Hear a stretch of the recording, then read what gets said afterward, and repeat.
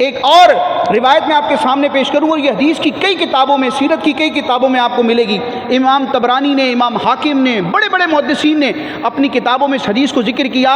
جو مورخین تھے، سیرت نگار تھے، انہوں نے بھی اس حدیث کو، اس روایت کو اپنی کتابوں میں درج کیا۔ ایک دفعہ جب میں اس کے حوالہ جات ڈھونڈ رہا تھا، اس کے ریفرنسز، اس کی تقریر کر رہا تھا، تو بلا مبالغہ 1 درجن سے زیادہ کتابوں کے حوالے مجھے مل گئے، اور وہ سرسری طور پر میرا سرچنگ کا معاملہ تھا، تو 1 درجن سے زیادہ مجھے حوالے ملے۔ انتہائی شاندار حدیث ہے۔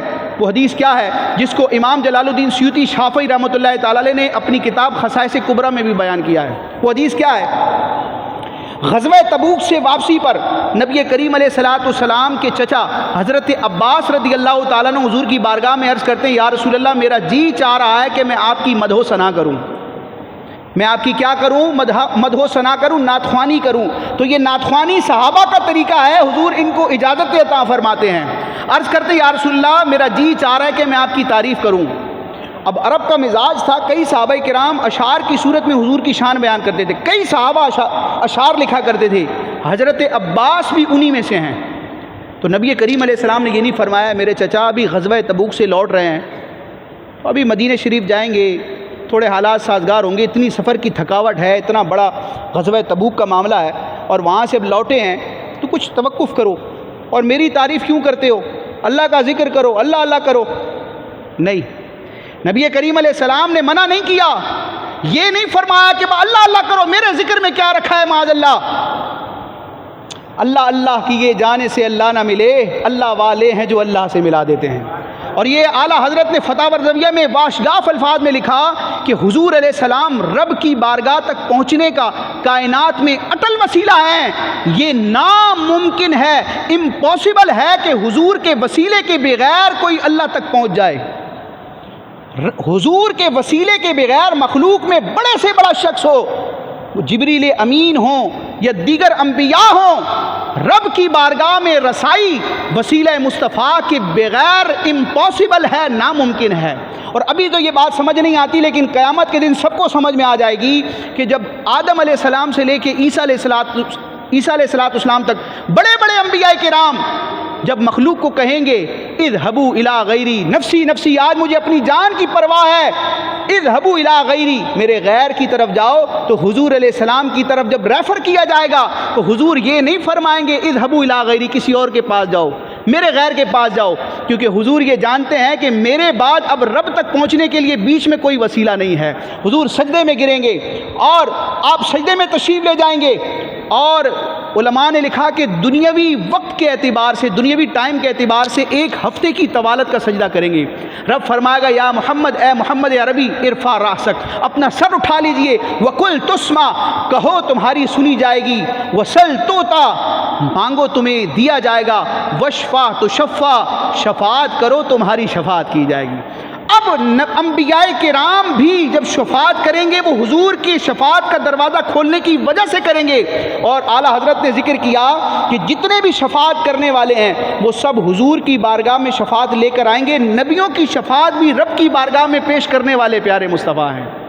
اعلیٰ حضرت نے اپنے کلام میں بھی ایک مقام پر فرمایا کہ تھے وسیلے سب نبی تم، اصل مقصود خدا ہو، سب کی ہے تم تک رسائی، بارگاہ تک تم رسا ہو۔ یا رسول اللہ، ساری مخلوق کی پہنچ، اپروچ آپ تک ہے، اور آپ رب کی بارگاہ میں پہنچنے والے ہیں، مخلوق کی فریاد اور ان کی دعاؤں کو رب کی بارگاہ میں پہنچانے والے ہیں، رب کی بارگاہ میں ان کی سفارش کرنے والے ہیں۔ تو نبی کریم علیہ الصلوۃ والسلام کون ہیں؟ یہ مخلوق کے لیے رب تبارک و تعالیٰ کے قرب کے حصول کے لیے وسیلہ عظمیٰ ہیں۔ اس وسیلے سے دیگر نبی بھی بے پرواہ نہیں ہیں، نبیوں کو بھی، رسولوں کو بھی، آدم علیہ السلام اور ابراہیم علیہ السلام کو بھی وسیلہ مصطفیٰ کی حاجت ہے۔ تو نبی کریم علیہ الصلوۃ والسلام کی عظمت و شان یہ ہے کہ آپ علیہ الصلوۃ والسلام کے صحابہ کرام آپ کی ثنا کرتے، اور آپ علیہ الصلوۃ والسلام انہیں منع نہ فرماتے، یہ نہ فرمایا کہ اللہ کا ذکر کرو، میرے ذکر میں کیا رکھا ہے۔ جب حضرت عباس حضور کے چچا، اور یہ ایسی شخصیت ہیں، یہ اہل بیت بھی ہیں، صحابی رسول بھی ہیں، یعنی مسلمانوں میں دو نسبتیں بڑی مشہور ہیں، تو حضور کے چچا حضرت عباس، ان کو دوہری فضیلت حاصل ہے، یہ خاندان نبوت کے فرد بھی ہیں اور صحابہ کرام میں بھی جلیل القدر ہیں۔ عرض کرتے ہیں یا رسول اللہ میرا جی چاہتا ہے میں آپ کی ثنا کروں، آپ کی نعت خوانی کروں۔ نبی کریم علیہ السلام نے اجازت عطا فرمائی، ساتھ میں دعا بھی دی۔ اب وہ دعا کیا ہے؟ وہ عرب کا ایک محاورہ ہے، اس عربی محاورے کا خلاصہ حضور علیہ السلام کے فرمان کا، اس دعا کا ترجمہ اور خلاصہ یہ بنتا ہے، اے میرے چچا عباس میری مدح و ثنا کرو، میری نعت خوانی کرو، اللہ تمہارے دانت نہ گرائے۔ اب یہ محاورہ ہے تمہارے دانت نہ گرائے، یہ کب کہا جاتا ہے؟ عرب کا یہ مزاج تھا کہ جب کوئی بندہ بہت اچھی بات کرتا تھا نا، تو ہم کہتے ہیں اللہ تعالیٰ تمہیں سلامت رکھے، تمہارے منہ میں شکر، ٹھیک ہے، اس طرح کے ہمارے ہاں جملے ہیں۔ تو عرب میں یہ مزاج تھا کہ جب کوئی اچھی بات کرتا تھا نا، مزے کی بات کرتا تھا، تو عرب کہتے تھے کہ کہو یہ اچھی بات کہو، اللہ تمہارے دانت نہ گرائے، یعنی اللہ تمہارے منہ کو سلامت رکھے۔ اب حضرت عباس رضی اللہ تعالیٰ عنہ نے حضور سے نعت خوانی کی اجازت لی، اور نعت خوانی کرنے پر معاوضہ نہیں، نوٹ نہیں، بلکہ دعا لی۔ اور اب آپ قصیدہ بیان کرتے ہیں، نبی کریم علیہ السلام بھی موجود ہیں، صحابہ کا بھی مجمع ہے، حضرت عباس حضور کے چچا اور صحابی رسول اور اہل بیت اطہار کے عظیم فرد اب نعت خوانی کرتے ہیں، عربی میں پورا قصیدہ حضور کی شان میں بیان کرتے ہیں۔ اس قصیدے کا ایک شعر میں آپ کے سامنے بیان کرتا ہوں۔ اس ایک شعر میں ایک محاورے کے مطابق حضرت عباس رضی اللہ تعالیٰ عنہ نے ایک تیر سے دو شکار کیے ہیں۔ اس ایک شعر میں دو مضمون ہیں، اور وہ دونوں ایسے مضمون ہیں جو الحمدللہ آج روئے زمین پر اہل سنت کی علامت ہیں۔ اور وہ دو مضمون کیا ہیں؟ میلاد مصطفیٰ، نور مصطفیٰ۔ ہم حضور کے میلاد کے بھی قائل ہیں، حضور کے نور ہونے کے بھی قائل ہیں۔ حضور نوری بشر ہیں، اللہ نے آپ کو انسانی صورت میں بھیجا، آپ کی حقیقت نور ہے، بشریت آپ کی صفت ہے۔ حضور کی بشریت کا انکار کرنا بھی کفر ہے، اور حضور علیہ الصلوۃ والسلام کی نورانیت کا انکار کرنا بھی قرآن کی کئی آیات اور نبی کریم علیہ السلام کی کئی احادیث کا انکار ہے۔ تو جو صحیح العقیدہ مسلمان ہے نا، وہ حضور کو نوری بشر مانتا ہے۔ وہ کہیں گے نور ہے یا بشر ہے، یہ تو ضدیں ہیں، ایک وقت میں یا دن ہوگا یا رات ہوگا، یا خوشی ہوگی یا غمی ہوگی، یا مرد ہوگا یا عورت ہوگی، یا سیاہ ہوگا یا سفید ہوگا، بندہ یا بشر ہوگا یا نور ہوگا۔ یہ ان دونوں میں تضاد ہے، ان میں کنٹرڈکشن ہے۔ آپ ذرا قرآن مجید کی آیت مبارکہ دیکھیں، سورہ مریم میں حضرت جبریل علیہ السلام جو فرشتے ہیں، فرشتوں کے سردار ہیں، نورانی مخلوق کے سردار جبریل جب حضرت مریم رضی اللہ تعالیٰ عنہ کی بارگاہ میں حاضر ہوتے ہیں، قرآن کہتا ہے فَتَمَثَّلَ لَهَا بَشَرًا سَوِيًّا، وہ جبریل نورانی مخلوق کا سردار مریم کے سامنے جب آتا ہے تو تندرست صحت مند بشر یعنی کہ انسان کی صورت میں آتا ہے۔ حدیث کی دنیا میں آپ حدیث جبریل دیکھیں تو اس میں نبی کریم علیہ السلام نے پورا واقعہ بیان فرمایا، صحابہ کرام نے اس کو کوٹ کیا کہ حضور کی بارگاہ میں انسانی شکل میں ایک اجنبی شخص آتا ہے، سوال کرتا ہے اسلام کیا ہے، ایمان کیا ہے، احسان کیا ہے، قیامت کی نشانیاں کیا ہیں، سوالات کے جوابات لے کر چلا جاتا ہے۔ نبی کریم علیہ السلام بتاتے ہیں کہ اور پوچھتے ہیں کہ صحابہ جانتے ہو یہ کون تھے؟ پھر خود ہی ارشاد فرمایا کہ یہ جبریل تھے، تمہیں تمہارا دین سکھانے آئے تھے۔ تو سورہ مریم کی آیت کو دیکھو، حدیث جبریل کو دیکھو، پتہ چلے گا کہ جبریل نور ہونے کے باوجود بشری صورت میں آ سکتا ہے، تو جبریل کے آقا و مولا پیارے مصطفیٰ نور ہونے کے باوجود بشری صورت میں آ سکتے ہیں۔ یہ تم کو کس نے بتایا کہ نورانیت اور بشریت میں کنٹرڈکشن ہے؟ قرآن کی آیتیں پڑھو، حدیثیں پڑھو، پتہ چلے گا کہ جب حضور کے سلطنت کے خادم، حضور کے دربان جبریل نور ہونے کے باوجود بشری انسانی صورت میں آ سکتے ہیں تو پیارے مصطفیٰ بھی آ سکتے ہیں۔ بہرحال ہم حضور کو نوری بشر مانتے ہیں، سنی کی یہ شان ہے۔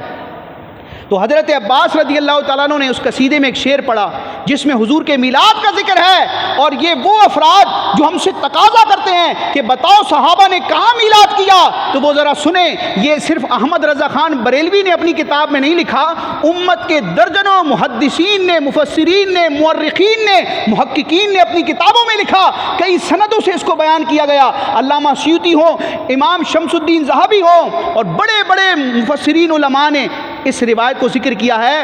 قصیدہ بیان کرتے ہوئے حضرت عباس رضی اللہ تعالیٰ عنہ مجمع صحابہ کرام کے مجمع عام میں حضور کی موجودگی میں حضور سے اجازت اور دعا لیتے ہوئے عرض کرتے ہیں وَأَنْتَ لَمَّا وُلِدْتَ، یا رسول اللہ جب آپ پیدا ہوئے، نبی کریم علیہ السلام نے نہیں فرمایا عباس رک جاؤ، اے میرے چچا رک جاؤ، کیسی بات کر رہے ہو، اللہ کا ذکر کرو، یہ میری پیدائش کا ذکر کیوں کر رہے ہو؟ اب یہ میں نے شعر پورا نہیں پڑھا، مصرع بھی پورا نہیں ہوا۔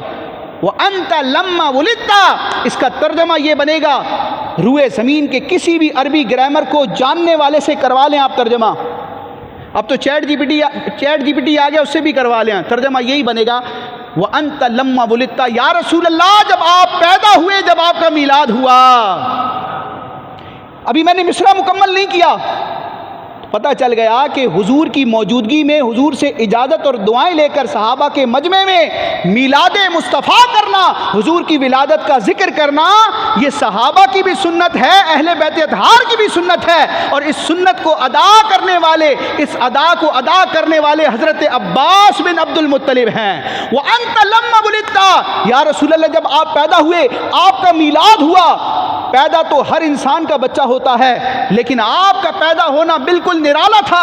وَأَنْتَ لَمَّا وُلِدْتَ أَشْرَقَتِ الْأَرْضُ وَضَاءَتْ بِنُورِكَ الْأُفُقُ، یا رسول اللہ جب آپ پیدا ہوئے تو آپ کی ولادت کی برکت سے کیا ہوا؟ زمین روشن ہو گئی اور آسمان کے کنارے چمک اٹھے۔ اور یہ زمین روشن ہوئی، آسمان کے کنارے چمک اٹھے، کس وجہ سے؟ کوئی لائٹنگ ہوئی تھی؟ کوئی بہت بڑے کمکمے لگا دیے گئے تھے؟ سورج اور چاند کی روشنی تھی؟ نورک، یا رسول اللہ آپ کے نور کی وجہ سے۔ لوگ کہتے ہیں حضور نور نہیں ہے، یہ حضرت عباس حضور کی موجودگی میں حضور کے سامنے کہہ رہے ہیں۔ حضور نے یہ نہیں فرمایا کہ عباس میں تو نور مانوی ہوں، مانوی اعتبار سے نور ہوں، حصی طور پر تو میں نور نہیں ہوں۔ یہ کیسے ہو سکتا ہے کہ میری وجہ سے، میرے وجود اور میلاد کی وجہ سے زمین اور آسمان روشن ہو گئے ہوں؟ اسلامی عقیدہ بیان کیا، سنی عقیدہ بیان کیا۔ حضرت عباس بن عبد المطلب نے بارگاہ رسالت میں حضور کے اور صحابہ کے سامنے حضور کی اجازت اور حضور سے دعائیں لیتے ہوئے وَأَنْتَ لَمَّا وُلِدْتَ أَشْرَقَتِ الْأَرْضُ وَضَاءَتْ بِنُورِكَ الْأُفُقُ، یا رسول اللہ جب آپ کا میلاد ہوا تو آپ کے نور کی وجہ سے، آپ کی نور کے سبب زمین بھی روشن ہو گئی، آسمان کے کنارے بھی دمک اٹھے۔ اب بتائیں میلاد اور کس شے کا نام ہے؟ یہ ہیں صحابی رسول، یہ ہیں اہل بیت اطہار کے فرد، اور کس چیز کا آپ ہم سے مطالبہ کرتے ہیں؟